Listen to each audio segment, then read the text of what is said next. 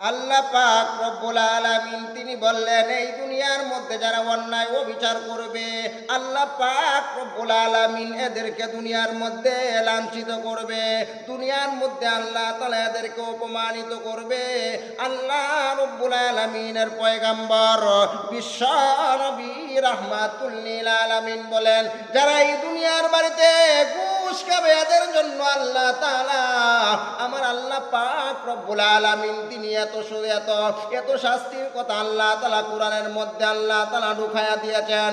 কোরআনের মধ্যে আল্লাহ তাআলা ঢুকায়া দেওয়ার পরে মানুষদেরকে আল্লাহ তাআলা ওয়াজ করে তিনি বলেন, আল্লাহ পাক রব্বুল আলামিন তিনি বলেন, যারা দুনিয়ার মধ্যে ঘুষ খাবে, যারা সুদের সাথে জড়িত হবে, এদের জন্য আল্লাহ তাআলা এমন শাস্তির ব্যবস্থা করিয়াছেন মানুষ কল্পনাও করতে পারবে না। এই মিয়া, আপনি কি বলেন? আপনি যে বললেন আমি সুদের কথা বলার পরে আপনি এরকম ভাবে উঠে গেলেন, কারণ কি আপনি সূরা ফাতিহা বলতে পারবেন? তাহলে আপনি আমাকে এই কথা বললেন কেন? আপনি সূরা ফাতিহা বলতে পারবেন, তাহলে আমি ঘুষের কথা কোয়ার কারণে আপনি এরকম সেতে গেলেন, তাহলে বোঝা গেল কি যে আপনি সুদ খান। এটাই তো বোঝায় আপনার। আমি জুমার নামাজ আজকে থেকে আমি পড়াবো না, আমি চলে যাব। আপনারা কি চাইছেন? আমি সুদের কথা বলার পরে আপনারা এরকম ভাবে আমার প্রতি কেঁপে গেলেন, কারণটা কি?